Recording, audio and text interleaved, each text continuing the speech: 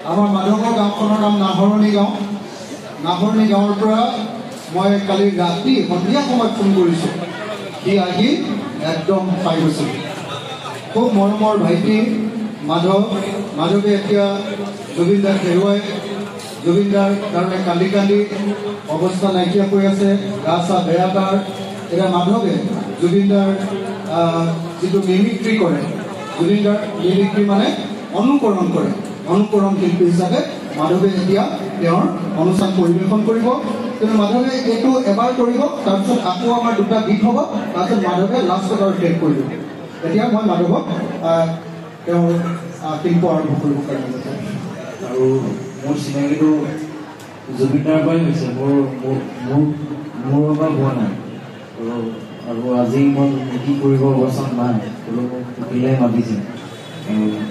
জুবিন দাই মই উন্নতি কৰিম, আমাৰ মাজত আজি জুবিন দাই নাই আৰু ময়ো নাই, যেন তেন জীয়াই আছোঁ। আৰু আজি মই প্ৰথম কথাটো হ'ল, আজি জুবিন দা ঢুকুৱা এমাহ হ'ল, আজিলৈকে ন্যায় পোৱা নাই। ইমান দেৰি কেলে লাগিছে ন্যায় কাৰণে, তাকো জুবিন দাৰ কাৰণে। কথাটো কি মানে তাত আমি একো বুজিব পৰা নাই। ভিডিঅ' আহিছে, পানীৰ ভিডিঅ' কি হৈছে আমাক সকলোকে বুজাই কওক চৰকাৰে, তাত যে কি হৈছিল। আৰু বৌয়ে সমাধি ক্ষেত্ৰত গৈ জুবিন দাৰ কাৰণে অনুৰোধ কৰি ন্যায় বিচাৰিছে। কেলে চৰকাৰে বুজি নাপায় নেকি?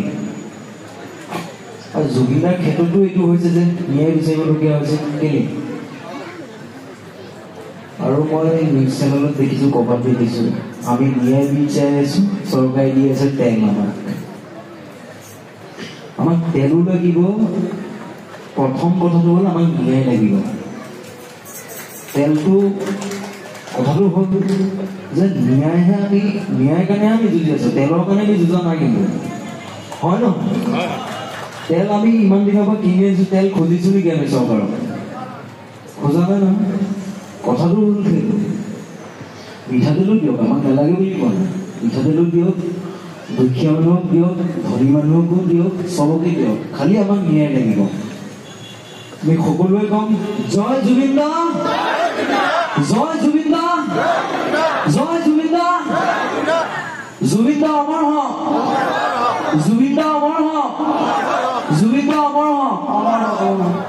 অমৰৰ কাৰণে আমাক ন্যায় লাগিব। এতিয়া কথাটো হ'ল সেইটো, মই দাদাৰ মাইলটো 2 লাখ ল'বলৈ চেষ্টা কৰিম।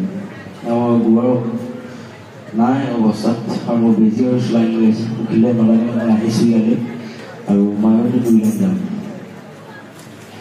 মায়াবিনী ৰাতিৰ বুকুত দেখা পালো তোমাৰ ছবি, ধৰা দিলা গোপনে আহি হিয়াৰ কোণত। তুমি যে মোৰ শুকান মনত নিয়ৰে চেঁচা তুফান, নামি অহা ৰ'দৰে মোৰ দেশত প্ৰতিপুৱা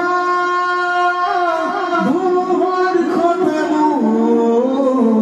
বহু যুগৰে আছো, এধাৰো সঁচা বহু দিনৰে আপোন, নিজান গান শেষ হ'ব ভাবো তোমাৰ বুকুত। জুবিন দাই এটা গান গাই গৈছিলে, মঞ্জিয়াৰ চাপ পাপৰ হেমন্ত দেখিবলৈ খাদ্য আচলতে শব্দ। সেইটো কথা এতিয়া হৈছে, আমি সৰুৰ পৰা ডাঙৰ হ'লো, আজিলৈকে মানুহ এজন যদি ঢুকাই যায় ন্যায় সোনকালে নাপায়। অসমত কেলে বাৰু আমি আন্দোলন কৰিলেহে আমাৰ ন্যায়টো, আন্দোলন কৰিলেও আমাক ন্যায় নিদিয়ে। কথাটো কেলে মানে 2 বছৰ লাগিব নে এবছৰ লাগিব ন্যায় কাৰণে? আমাক সোনকালে লাগিব ন্যায়, নহ'লে জ্ঞান তাৰ কথা নক'ব, চিধা কথা। যদি অতি সোনকালে যদি আমাক ন্যায় নিদিয়ে, অসমবাসীয়ে আমি ৰাজপথত যাম, আন্দোলন কৰিম জুবিন দাৰ কাৰণে। কিয় বহুত অনুভৱ জনাইছোঁ আৰু মিমিক কৰাৰ কাৰণে মই যোগদান কৰিছোঁ দাদা মই মিমিক কৰা অৱস্থাত নাই মোৰ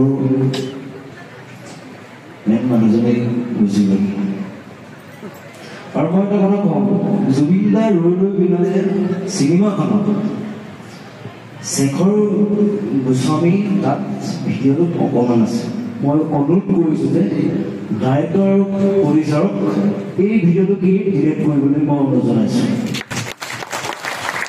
জুবিন দাৰ হত্যাৰ লগত জড়িত থকা মানুহ চিনেমাখনত কোনো ওলাব নোৱাৰে চিধাত আছে ঘেণ্টা থাকক কোনো থাকক আমি কাকো খালি নকৰোঁ ডিৰেক্ট কৰিব লাগিব যোন আছে হত্যাকাৰীৰ লগত জড়িত আৰু চিনেমাত আছে মই ঘেণ্টাখন নকৰোঁ মোক জেং কৰিলে ময়ো জেং কৰিম স্পষ্ট কথা ঘেণ্টাখন নকৰোঁ কিয়